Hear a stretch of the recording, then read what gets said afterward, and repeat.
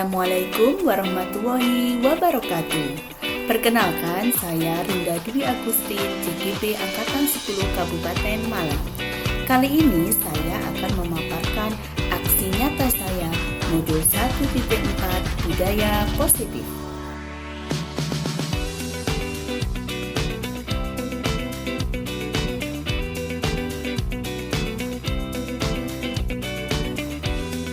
Assalamualaikum warahmatullahi wabarakatuh. Kepada yang terhormat Ibu Wakil Kepala Sekolah SMK PGRI Pati Saji, yang terhormat Ibu-Ibu Guru SMK PGRI Pati Saji, pertama-tama marilah kita ucapkan puji syukur kehadiran Allah yang Maha Esa, karena pada pagi hari ini kita dapat berkumpul dalam acara diseminasi membangun budaya positif sekolah yang dipaparkan oleh Ibu Rinda Dwi Agustin SPD dalam keadaan sehat walafiat. Sebelum masuk ke dalam pembahasan, marilah kita awali dengan bacaan basmalah. Bismillahirrahmanirrahim. Yang kedua adalah sambutan Ibu Wakil Kepala Sekolah, Ibu Ana Nurul Rizkyani SPD. Kepada Ibu Ana dipersilahkan.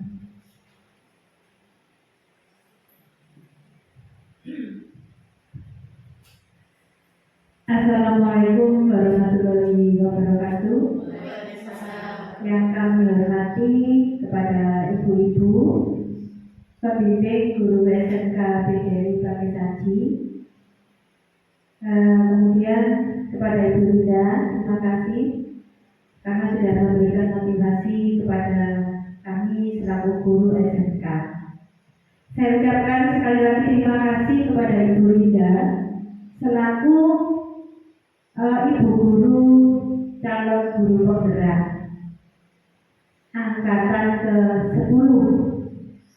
Mudah-mudahan dengan adanya kegiatan yang sudah dilaksanakan bisa memotivasi untuk ibu-ibu guru-guru muda yang ada di SMK PGRI Pati Saji.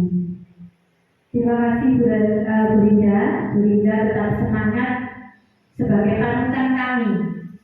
Kami pun walaupun sudah usianya jauh di atas Bu Rinda, kami belum melakukan guru penggerak, tetapi Bu Rinda merupakan guru yang pertama kali di sekolah kita jadi guru penggerak. Selamat dan sukses, tetap semangat.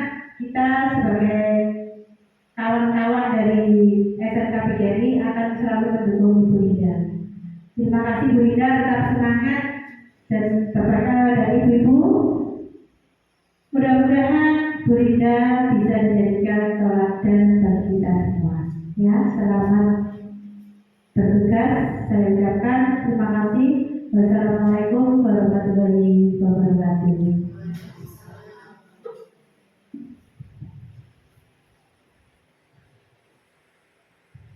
Terima kasih kepada Bu Ana Nurul Rizkyani SPD selaku Wakil Kepala Sekolah.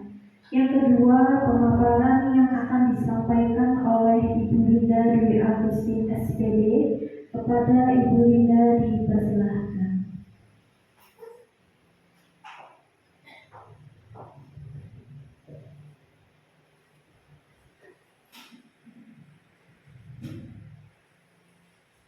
Assalamualaikum warahmatullahi wabarakatuh.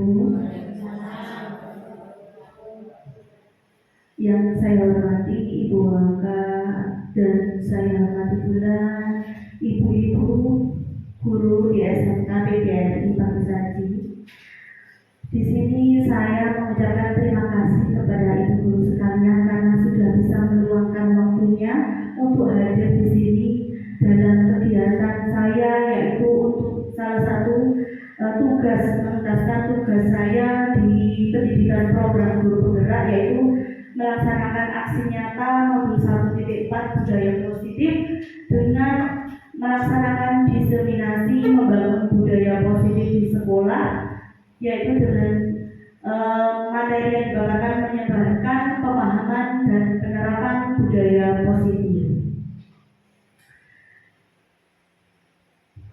Sebelumnya, untuk lebih semangat lagi, ibu-ibu, kita di sini saya membacakan selamat datang para guru hebat. Mari bekerja sama, berkolaborasi, saling mendukung demi mewujudkan disiplin positif di lingkungan sekolah kita yang tercinta. Tepuk tangan untuk ibu-ibu yang masih semangat ya ibu-ibu. Sebelum kita mulai ini ke konsep utama budaya positif, mari kita bacakan jargon kita di SMK PGRI Pakisani. Semuanya Pak? Tidak ikut satu dalam jiwamu. Sangat luar biasa ibu guru di SMK PGRI Pakisani ini. Selanjutnya saya akan membacakan yang pertama, yaitu konsep utama modul budaya positif. Yaitu ada beberapa konsep utama. Yang pertama yaitu perubahan paradigma belajar, yang kedua disiplin positif, yang ketiga kebutuhan dasar manusia, yang keempat motivasi perilaku manusia, yang kelima posisi kontrol restitusi, kemudian yang keenam keyakinan kelas, dan yang terakhir yaitu segitiga restitusi. Nah, yang pertama yaitu pembelajaran dengan paradigma baru. Pembelajaran dengan paradigma baru dirancang berdasarkan prinsip pembelajaran yang terdiferensiasi, sehingga setiap siswa belajar sesuai dengan kebutuhan dan tahap perkembangannya untuk mewujudkan profil pelajar Pancasila. Di sini saya maksudkan kenapa pembelajaran di Indonesia ini harus terus berubah dengan paradigma yang baru, karena setiap anak itu mempunyai bakat dan motivasi dan minatnya masing-masing. Oleh karena itu kita sebagai pendidik, sebagai guru, kita harus menciptakan prinsip pembelajaran yang berdiferensiasi, yaitu pembelajaran yang berpihak pada murid, pembelajaran yang berpusat pada murid, bukan pembelajaran yang berpusat pada guru. Gitu. Agar apa? Agar untuk mewujudkan profil pelajar Pancasila. Masih ingat ibu-ibu apa profil pelajar Pancasila? Nah, di sini ada berapa dimensi profil pelajar Pancasila? Yang sebelah kanan masih ingat? Nah, ada apa saja? Kalau lupa, mari kita nyanyikan bersama-sama ibu-ibu bagaimana lagu profil pelajar Pancasila.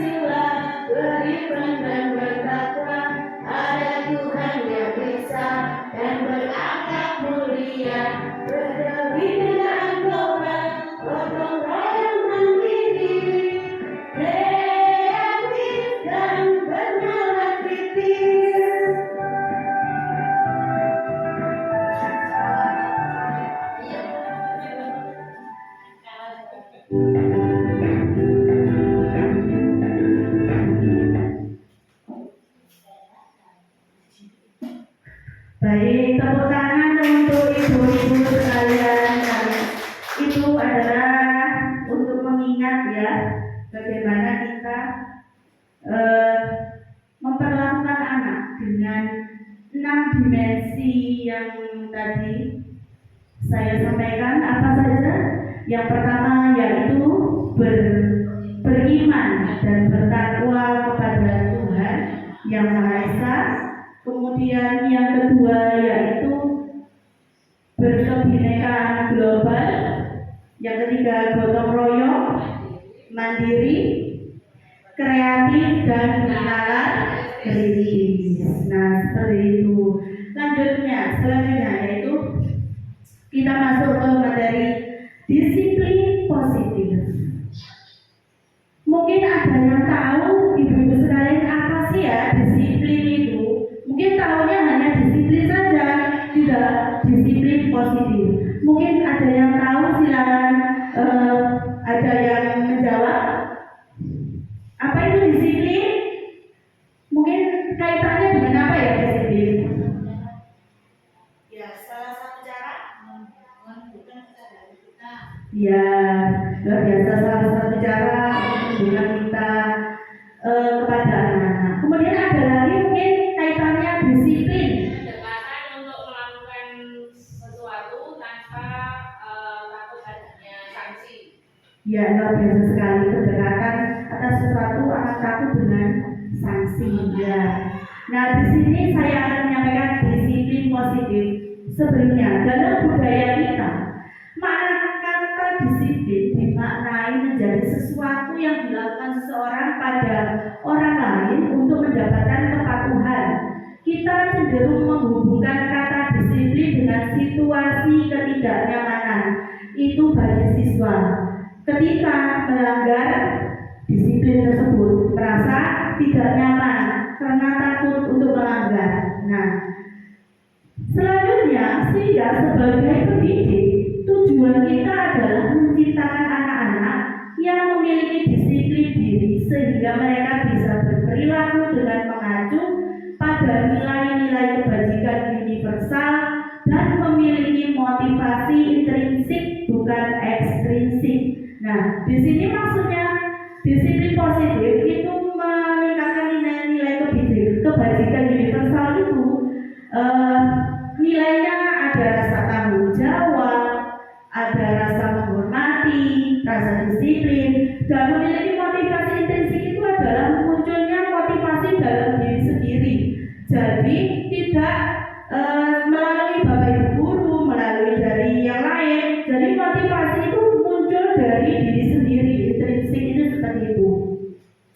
Kemudian sehingga disiplin positif itu merupakan salah satu cara penerapan disiplin yang bertujuan untuk menumbuhkan kesadaran serta memberdayakan anak untuk melakukan sesuatu tanpa sombongan, ancaman maupun hukuman. Jadi di sini anak-anak kalau sudah muncul dari dalam diri motivasi intrinsik tersebut dalam budaya disiplin positif pada tersebut, nanti anak-anak itu tidak akan merasa mendapatkan sesuatu ancaman atau sombongan maupun hukuman dari bapak ibu guru.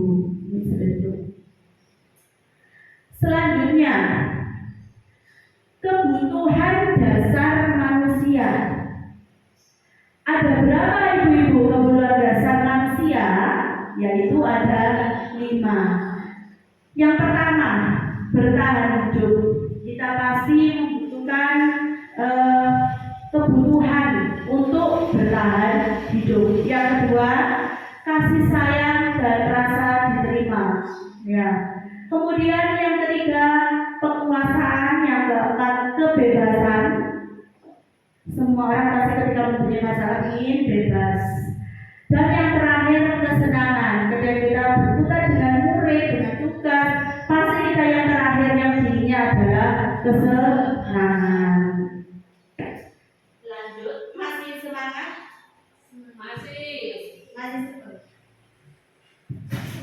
Masih semangat ya ibu-ibu? Masih, alhamdulillah. Selanjutnya, motivasi perilaku manusia. Motivasi di sini merupakan dorongan yang timbul pada diri seseorang secara sadar atau tidak sadar untuk melakukan suatu tindakan dengan tujuan tertentu. Nah, di sini cara untuk menghindari ketidaknyamanan dan hukuman. Di sini bagaimana murid menghindari ketidaknyamanan dan hukuman? Itu murid melakukan disiplin diri karena ia takut dihukum. Ini merupakan motivasi ekstrinsik ya. Murid melakukan disiplin karena takut dihukum. Itu merupakan motivasi ekstrinsik. Selanjutnya, mendapatkan imbalan atau penghargaan dari orang lain. Maksudnya di sini murid melakukan disiplin diri karena ia ingin mendapatkan imbalan. Ini merupakan motivasi ekstrinsik. Nanti kalau kamu mengerjakan PR tepat waktu, kalian akan saya berikan permen. Itu merupakan mendapatkan imbalan atau reward. Nah, itu yang ketiga, menghargai nilai-nilai kebajikan diri sendiri. Nah, maksudnya yang di situ murid melakukan disiplin diri karena sadar akan nilai kebajikan dirinya. Ini merupakan motivasi intrinsik. Nah, motivasi intrinsik inilah yang perlu kita terapkan di sekolah kita. Sudah pernah melakukan motivasi intrinsik ini, ibu-ibu? Mungkin masih belum ya. Yang kebanyakan kita yang menggunakan yang mana? Hukuman. Kamu kalau tidak mengerjakan piket, kamu saya suruh push up. Itu adalah motivasi ekstrinsik. Anak akan menjadi takut untuk dihukum. Selanjutnya, di sini ada konsep disiplin dengan identitas gagal.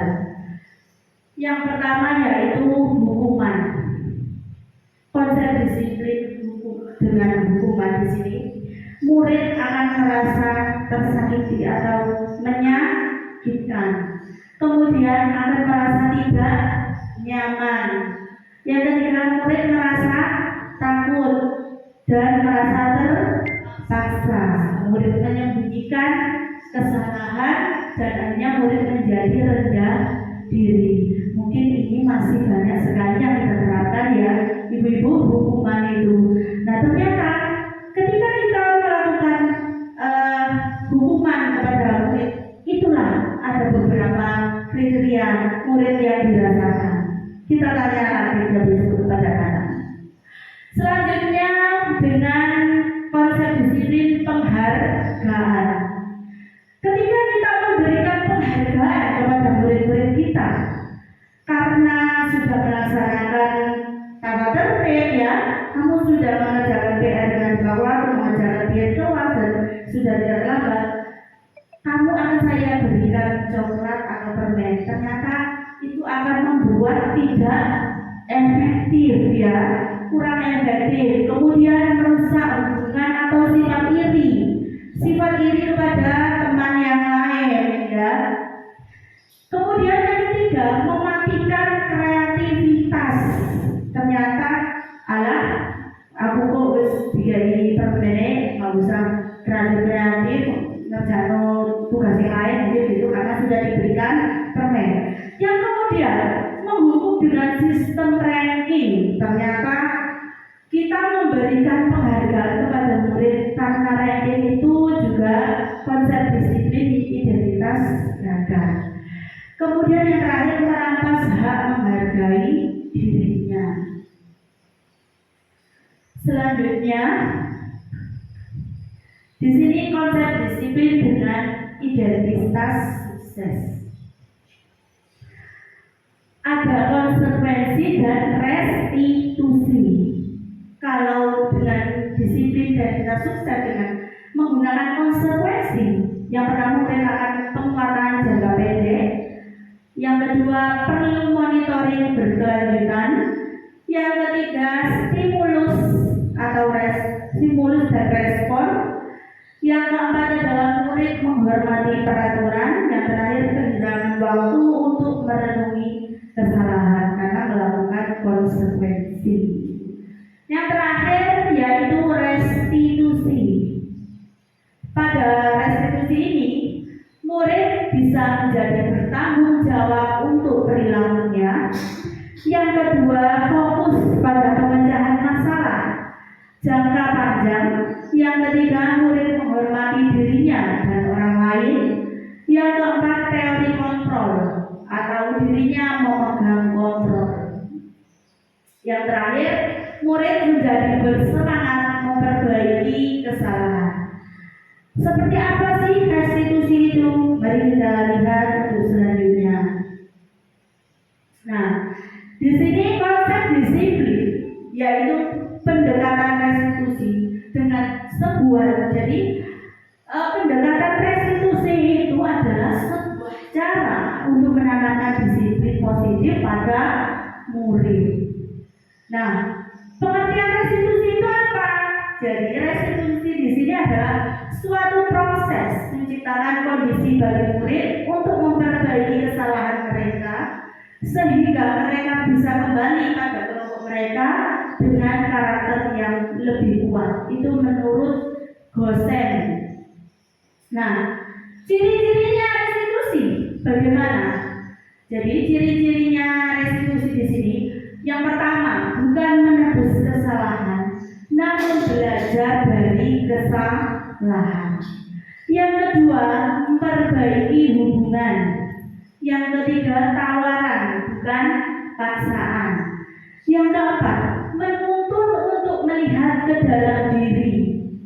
Kemudian kelima, mencari kebutuhan dasar yang mendasari tindakan. Yang keenam, fokus pada karakter bukan tindakan. Dan yang terakhir yaitu menguatkan dan fokus pada solusi. Nah, sekarang kita lihat perbedaan.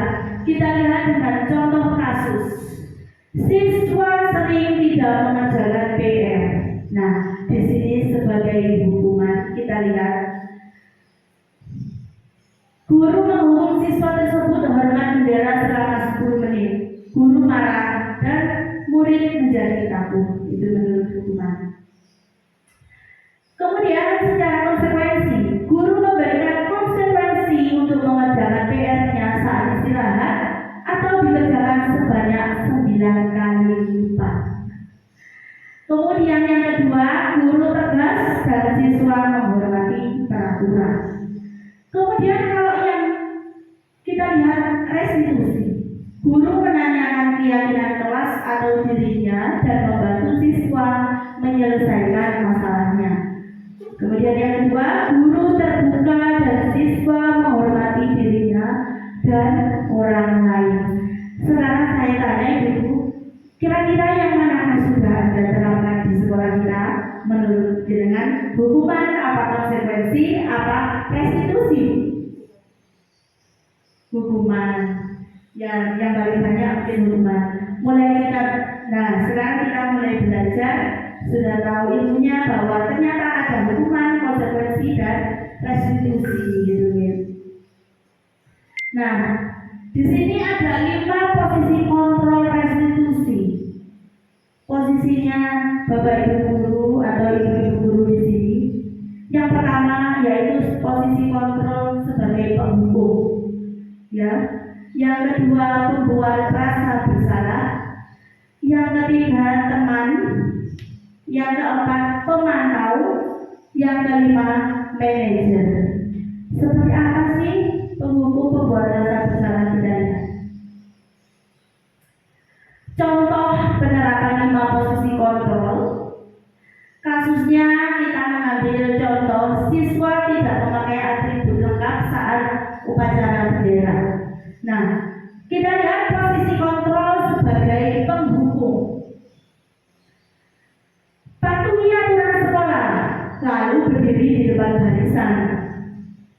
Kemudian posisi kontrol sebagai pembuat rasa bersalah. Berapa kali Bu Guru harus memberitahumu, Bu Guru kecewa sama kamu.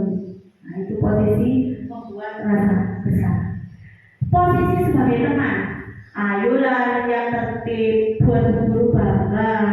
Kali ini tidak apa-apa, kamu salah. Itu posisi sebagai teman.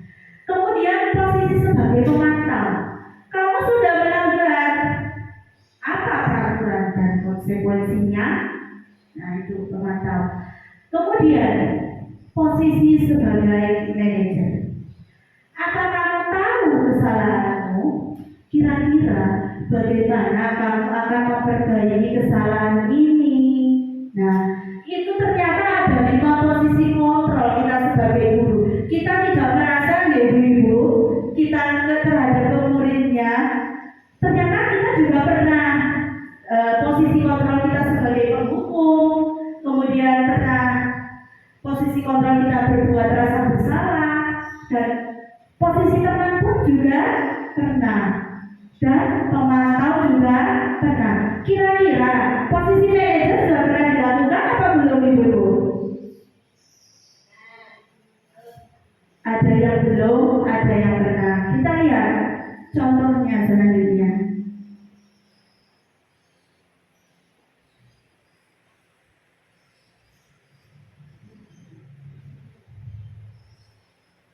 Baik, di sini adalah contoh analisis posisi kontrol dalam sebuah kasus. Saya mengambil kasus ini pada ruang kolaborasi kemarin sama Bapak Fasilitator dan teman-teman saya, kelompok saya. Ini saya bacakan analisis, contoh analisis posisi kontrol.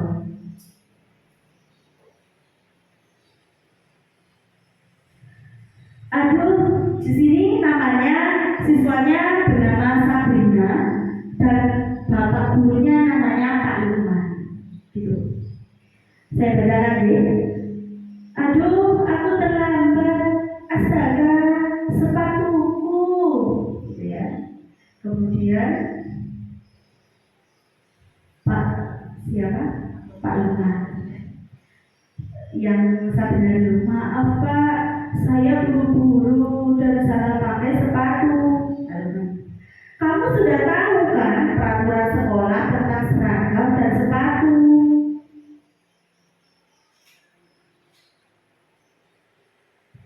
Iya, saya tahu sepatu harus hitam, tapi saya tadi buru-buru sehingga salah memakai sepatu. Saya juga tidak mungkin pulang karena rumah saya jauh. Ya sudah, kamu sudah melanggar peraturan sekolah.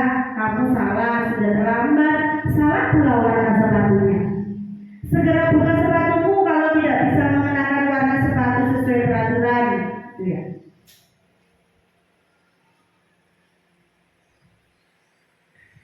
Maaf Pak, saya janji tidak memanggilnya, tapi jangan suruh saya lepas sepatunya. Sekarang, tidak, kamu telah melanggar peraturan sekolah.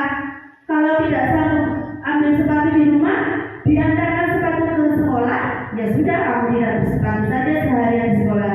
Sekarang copot sepatumu dan silakan belajar tanpa sepatu seharian.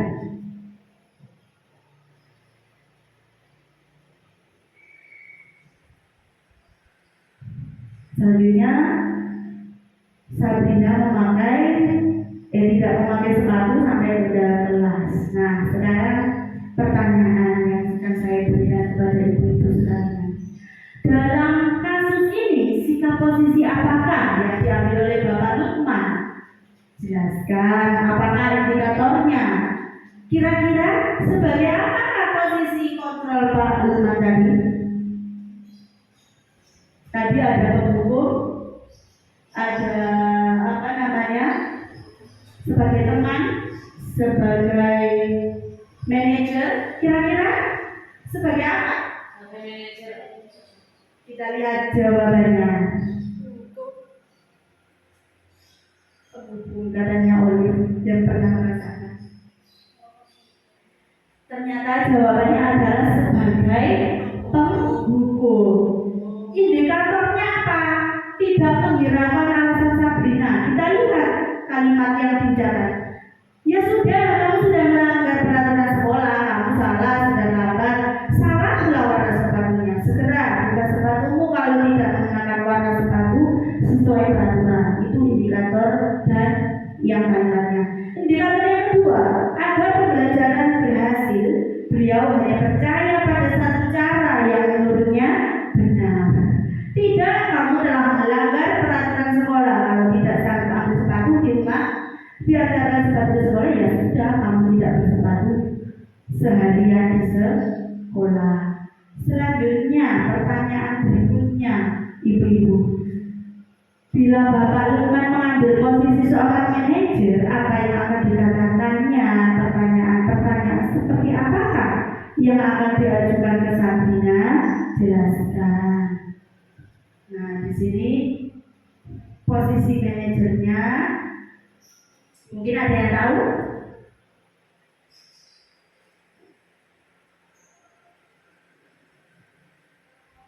Jadi Pak Lukman mengajak Sabrina ke tempat khusus, ya. Kemudian Sabrina dipanggil ke ruangan, kemudian ditanya, "Baik Sabrina, apakah kamu tahu mengapa kita sekarang ada di sini?" "Iya Pak, saya sadar telah melakukan kesalahan dengan terlambat," gitu ya dia. Kemudian menanyakan keterlambatannya dan tidak sesuainya, kemudian memberikan kesempatan Sabrina untuk menjelaskan kenapa dia tidak datangnya terlambat. Nah, di sini Sabrina menjawab, "Saya terlambat karena bangun kesiangan sehingga terburu-buru, akibatnya saya juga salah memakai sepatu." Kemudian Pak Lukman jawabnya gini, "Iya baik, membuat kesalahan memang sesuatu yang wajar. Bapak juga pernah melakukan kesalahan, tapi kita juga tidak lupa harus memperbaikinya, bukan?" Nah, kemudian Pak Lukmannya tetap menjawab, umpan balik ke Sabrina. Kemudian tanya, "Apakah itu sesuai dengan keyakinan kamu tindakan tersebut?" Gitu ya. "Iya Pak, tindakan saya salah, itu validasi tindakannya." Selanjutnya, memberikan kesempatan pada Sabrina untuk mencari solusi. Nah, karena kamu sudah melanggar keyakinan kita, keyakinan kelas kita, kira-kira apa yang akan kamu perbaiki setelah apa yang sudah kamu langgar di sini? Nah, jika menurutmu kedua tersebut tidak sesuai dengan keyakinan kelas, nah memberikan kesempatan Sabrina bagaimana untuk memperbaikinya. Dia akan memberikan solusinya, "Saya akan bangun pagi-pagi dan menyiapkan."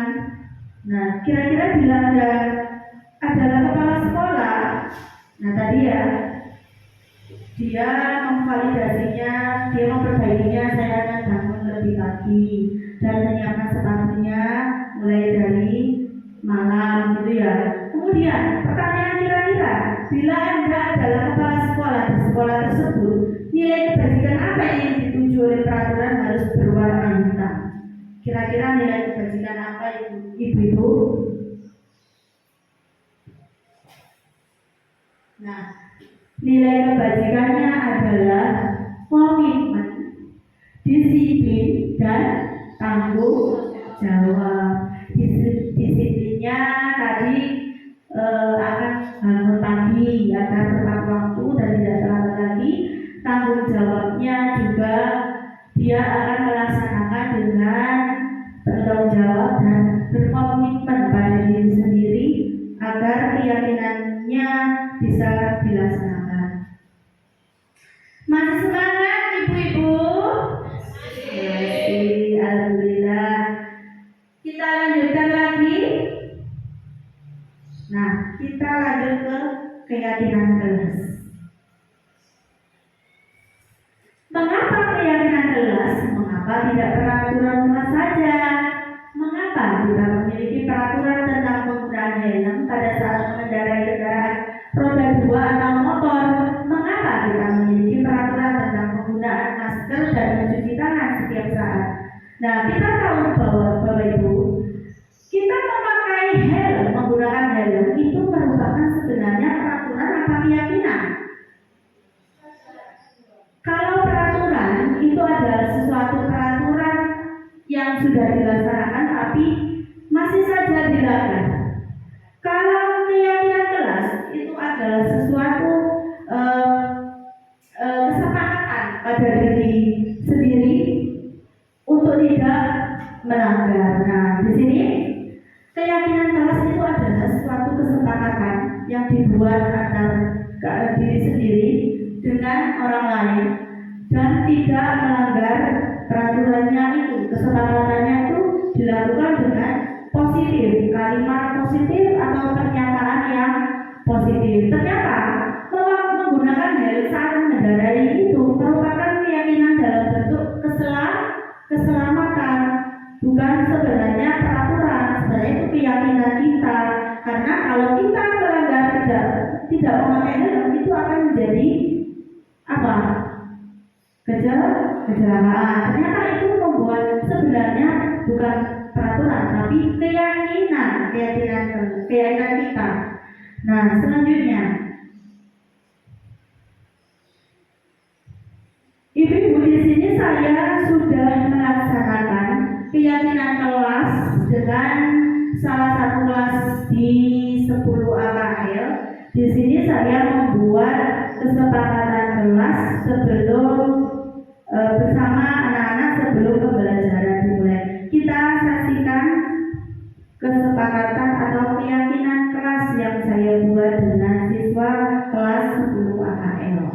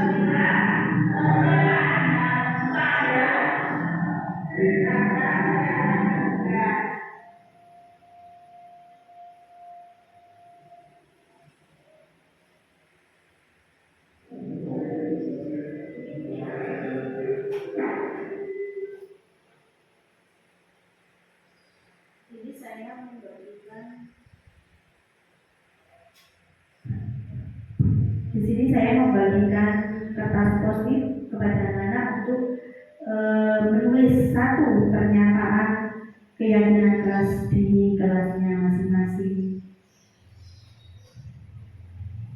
Ini anak-anak mulai menulis atau membuat pernyataan itu.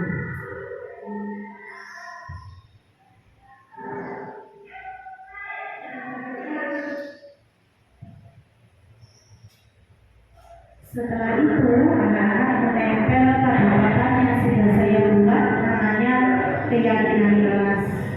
Jadi ini anak menempel.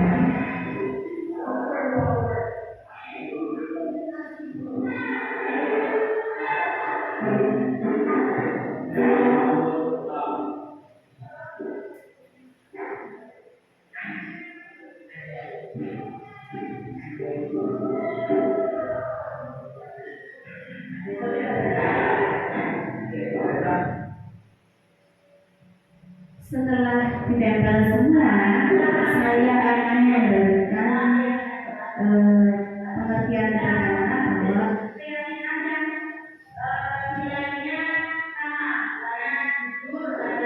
dari keyakinan yang kata-katanya sama dengan temannya saya ambil. Jadi biar tidak double, misalnya jujur ada 3 anak, saya ambil 1. Keyakinan tanggung jawab berarti saya ambil misalnya gitu. Jadi saya boleh mengambil pernyataan yang double atau sama dengan teman-teman.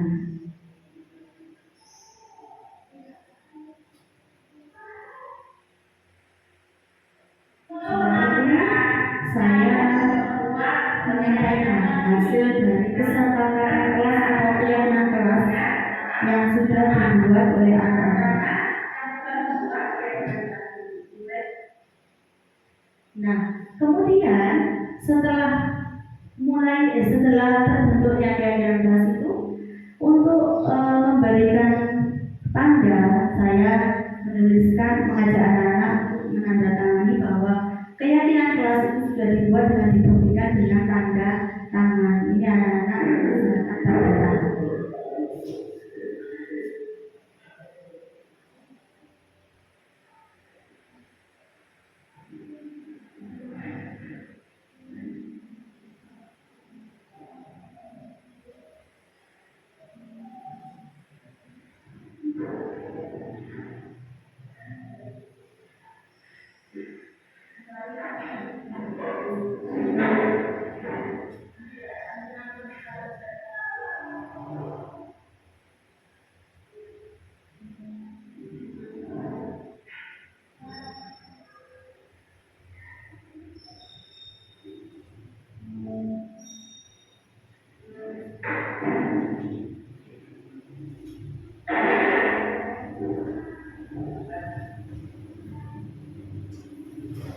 Baik Ibu-Ibu, hasil dari keyakinan kelas saya dengan kelas 10 AKL, saya akan membacakan yang pertama yaitu disiplin waktu, kemudian saling menjaga kebersihan dan kerendahan, kemudian saling membantu dan bekerja sama, menghormati guru dan teman yang sedang berbicara, kemudian saling menghormati sesama, dan yang terakhir selalu menerapkan 5S: senyum, salam, sapa, dan sopan santun.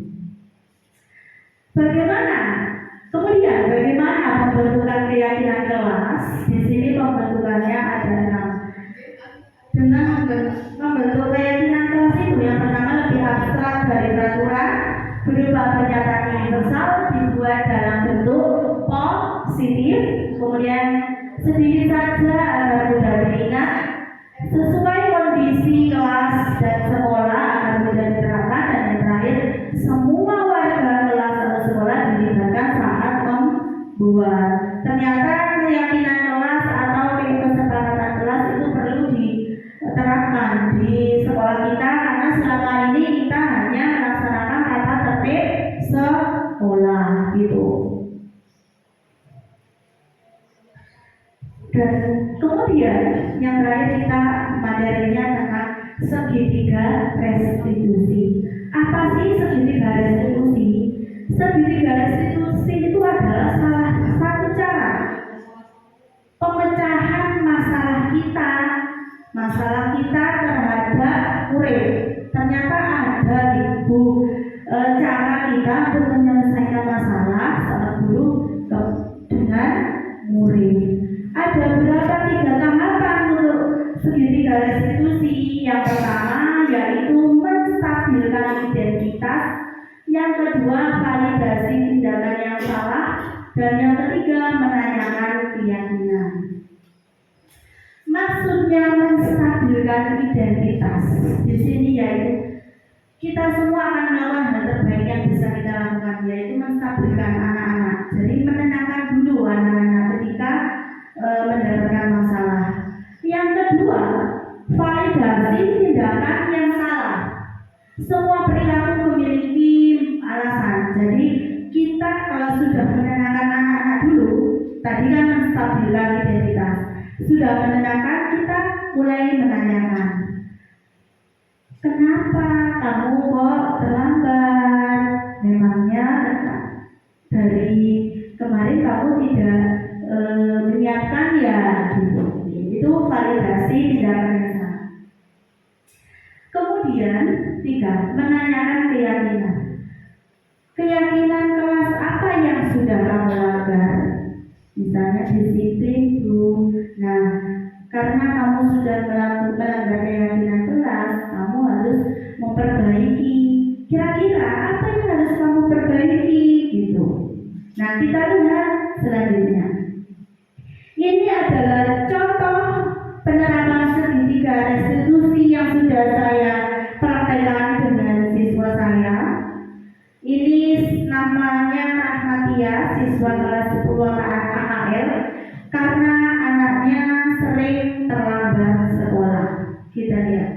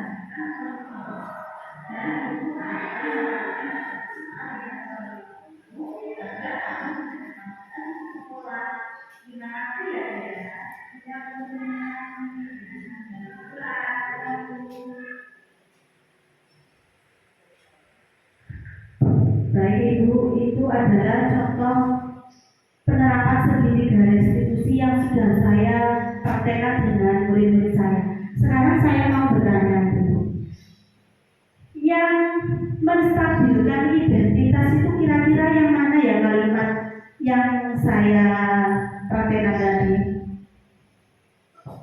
menstabilkan identitas. Siapa yang bisa? Oh, Bu Yeni, monggo silakan.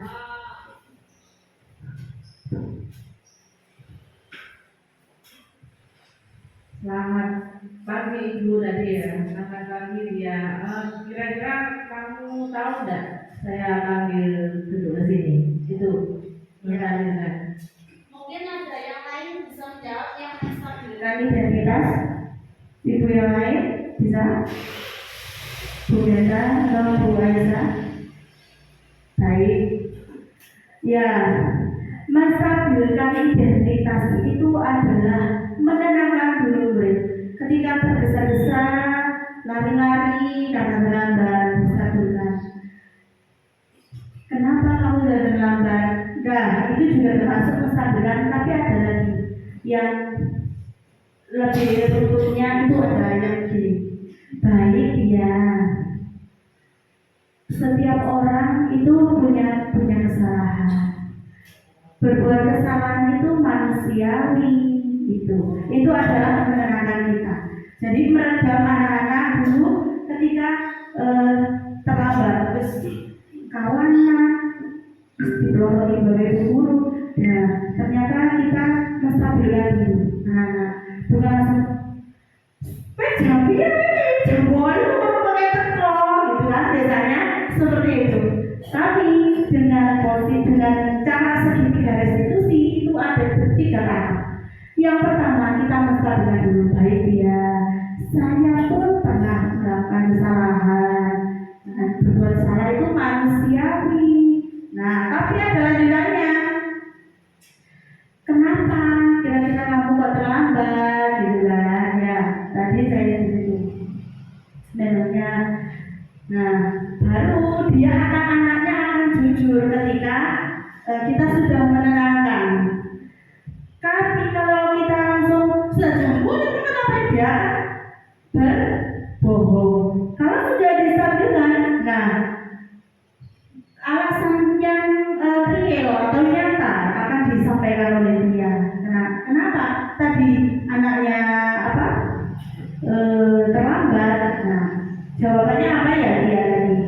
Karena bermain game sampai tengah malam. Nah, itu akhirnya dia terlambat. Kemudian memvalidasi tindakan. Ya, tadi sudah ya validasi. Memvalidasi itu menanyakan alasannya. Menanyakan alasan kenapa terlambat itu tadi. Nah, kemudian validasi yang kedua validasi, yang ketiga menanyakan keyakinan. Yang mana ya menanyakan keyakinan? Ada yang tahu? Silakan Bu Rina.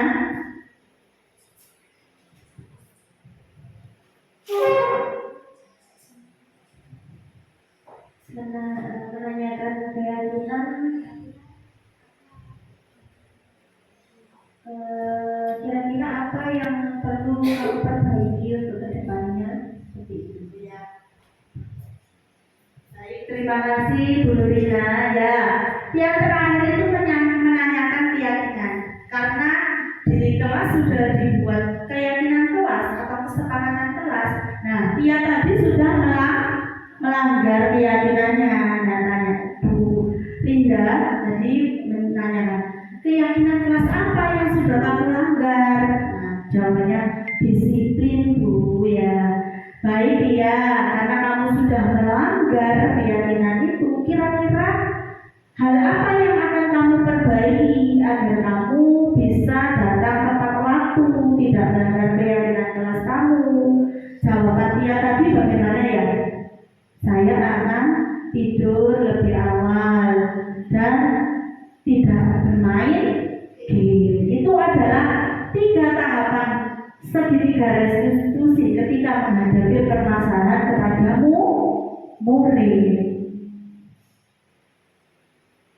Kemudian di sini saya melakukan penerapan segitiga restitusi yang kedua. Kasusnya saya dengan salah satu siswa 10 AKL juga, namanya Novita. Kita lihat, kita saksikan ya.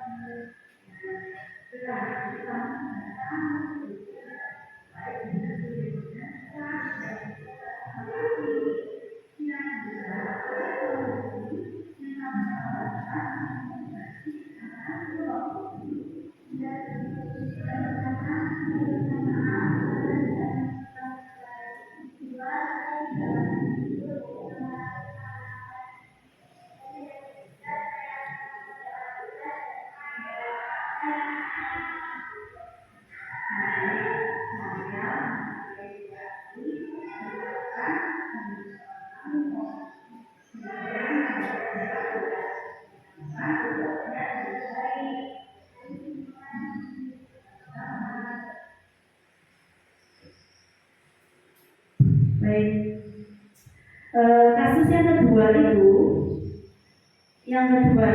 ketika saya memberikan tugas, saya ada jam bahasa Inggris di sebuah UKM, akan tetapi saya tidak bisa mengajar karena saya mengikuti pelatihan yang atau rapat tertib di luar. Kemudian ada salah satu siswa yang tidak mengerjakan tugas yang namanya novi. Nah, itu tadi saya menerapkan segitiga restitusinya.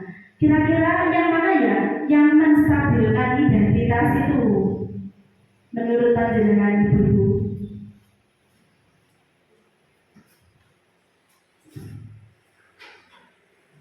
Yang menstabilkan identitas gimana?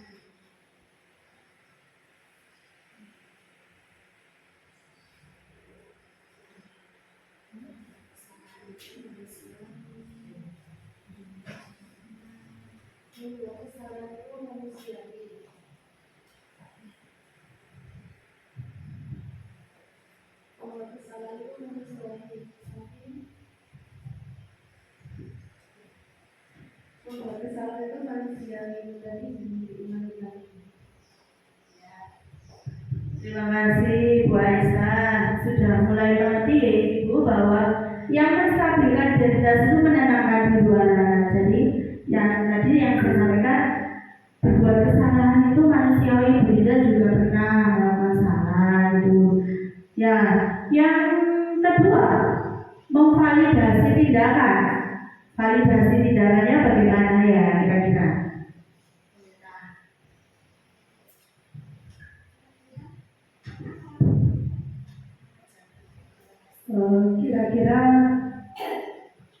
Kira-kira kenapa kamu kok sampai tidak mengerjakan tugas?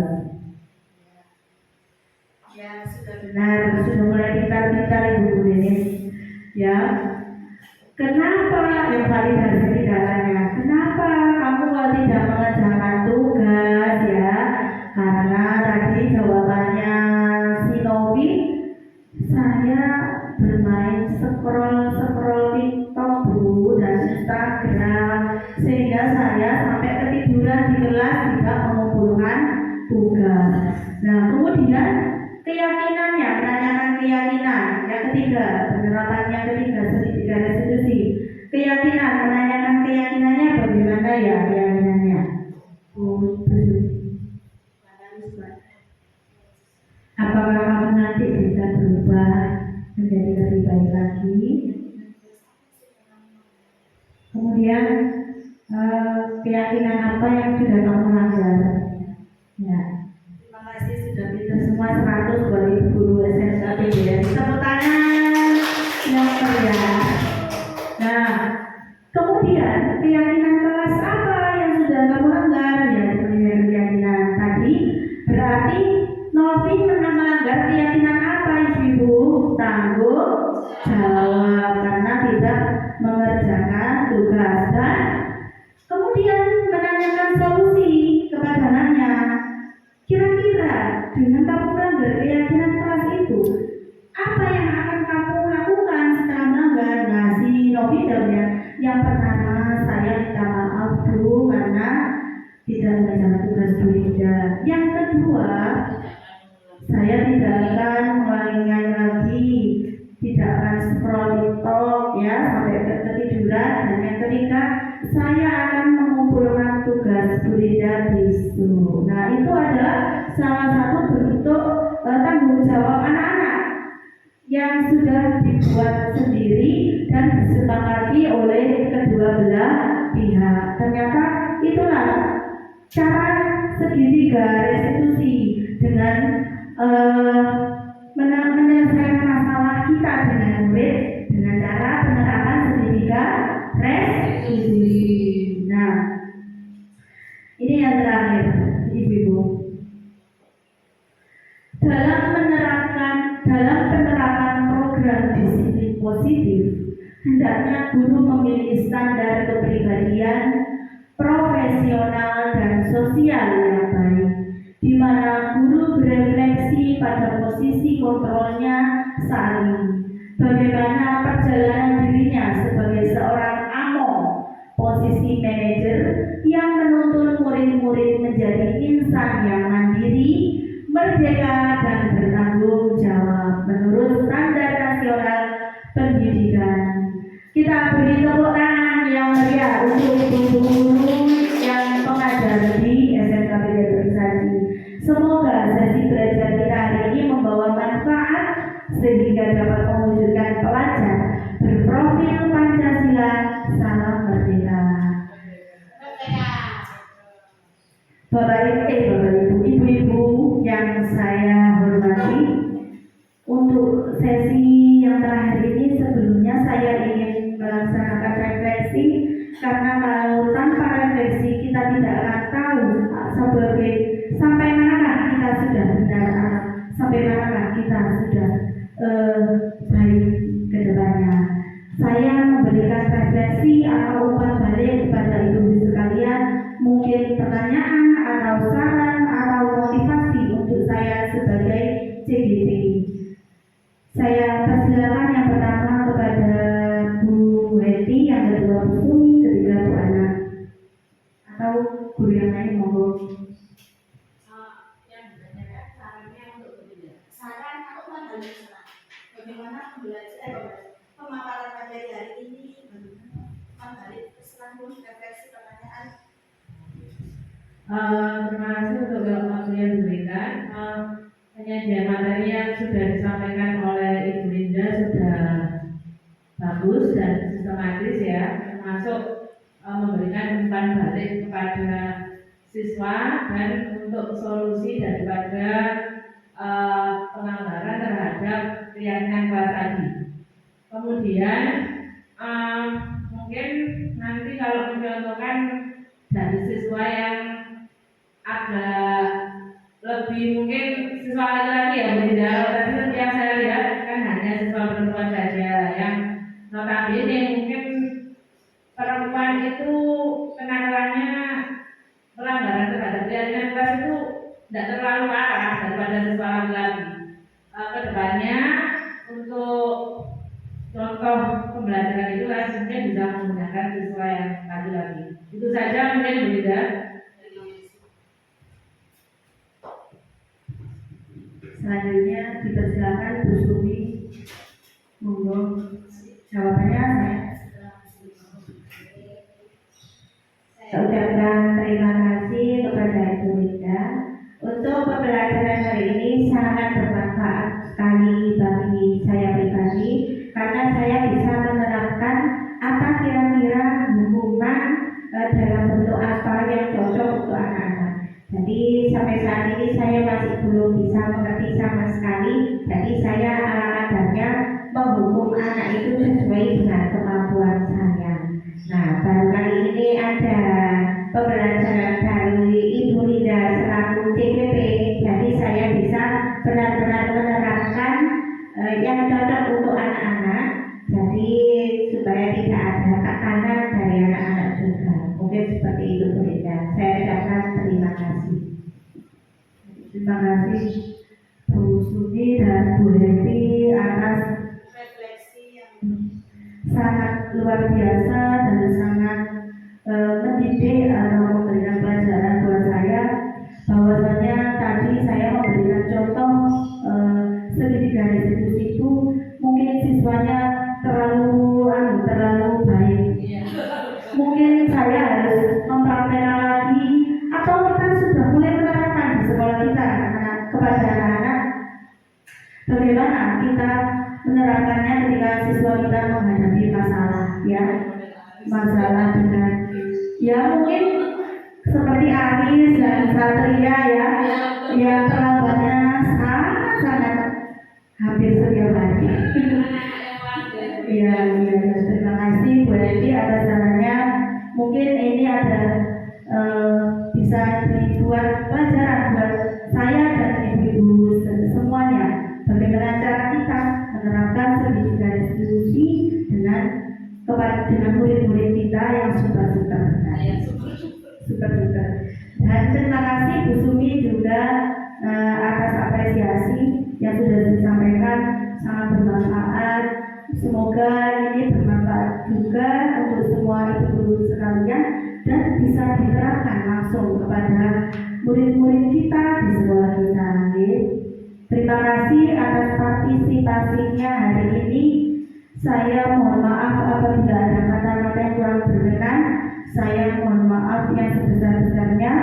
Saya akhiri, wabillahi taufiq wal hidayah. Wassalamualaikum warahmatullahi wabarakatuh.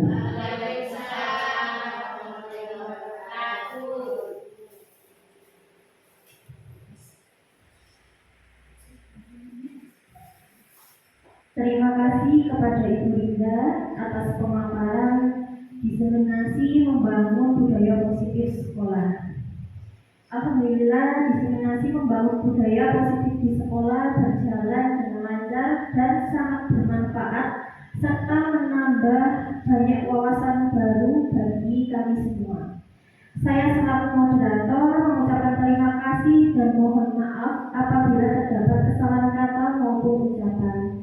Saya akhiri, wassalamualaikum warahmatullahi wabarakatuh. Waalaikumsalam.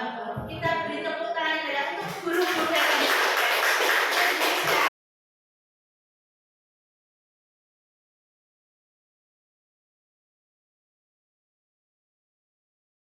Assalamualaikum warahmatullahi wabarakatuh.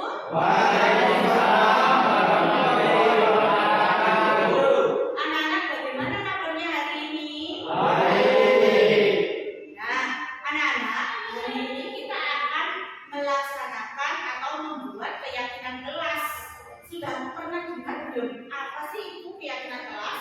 Nah, oke, saya akan jelaskan. Keyakinan kelas itu hampir mirip-mirip dengan peraturan kelas. Sudah pernah kalian mendengar peraturan itu biasanya di mana? Biasanya itu tata tertib sekolah. Nah, kalau di kelas itu juga harus membuat peraturan, tapi namanya keyakinan kelas. Kenapa? Dalam bentuk keyakinan kelas, karena kalau dengan menggunakan keyakinan kelas kita akan bisa meyakini dari dalam diri sendiri dan kita bisa melaksanakan dengan baik tanggung jawab terhadap nilai-nilai yang akan kalian yakini. Seperti apa sih contohnya keyakinan kelas itu? Misalnya keyakinan kelas antar guru. Kalian biasanya kalau dengan guru sepakat saling apa? Saling menghargai, saling menghormati. Itu keyakinan antar guru. Kalau antar teman bagaimana? Saling menghargai. Kemudian kalau jika ulangan kita dilarang, tidak boleh mencontek. Nah itu tapi kalau dalam keyakinan kelas kita menggunakannya kalimat dengan kalimat positif, pernyataan positif. Misalnya kita tidak boleh menggunakan kata dilarang, tidak boleh, jangan, itu tidak boleh. Tetapi apa yang digunakan kalimatnya kalau dengan keyakinan kelas? Kalimat positif, misalnya kalau dalam ulangan tidak boleh mencontek. Kalau kalimat keyakinan kelasnya bagaimana, anak? Jujur, pintar sekali. Kemudian saling menghargai. Kalau misalnya kesepakatan dalam menjaga kebersihan lingkungan, bagaimana kalimatnya? Jagalah kebersihan. Jagalah kebersihan jelas. Itu. Sepakat anak-anak sudah mengerti paham tentang keyakinan kelas? Nah, kalau sudah paham, kita akan membuat keyakinan kelas ya hari ini. Sepakat?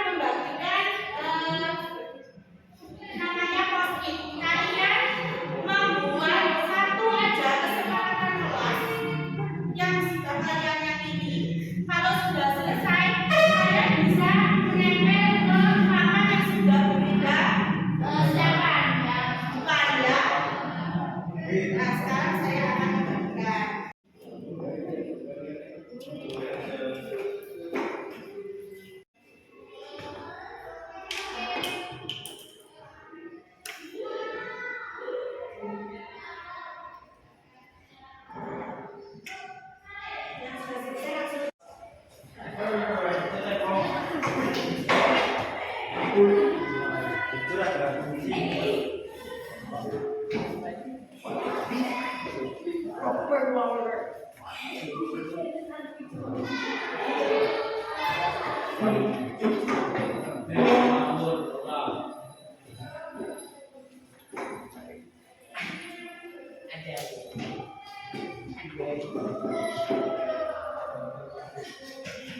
setelah kalian menempel semua keyakinan kelas yang sudah kalian buat, Bu Linda akan mengambil keyakinan yang nilainya sama. Misalnya jujur ada lebih dari satu, jadi saya ambil ya.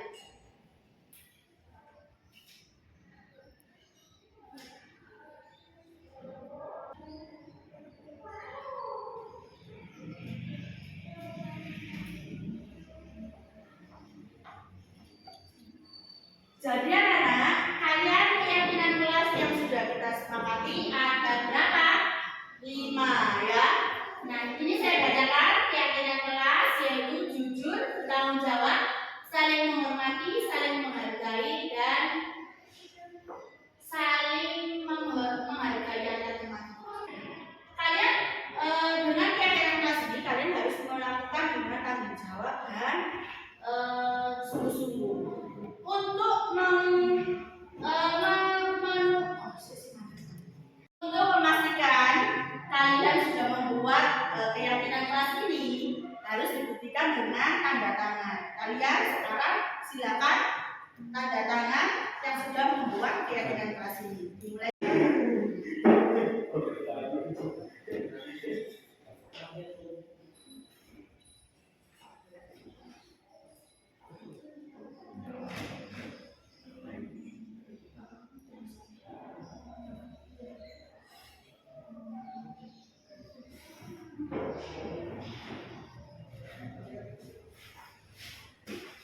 Sorry.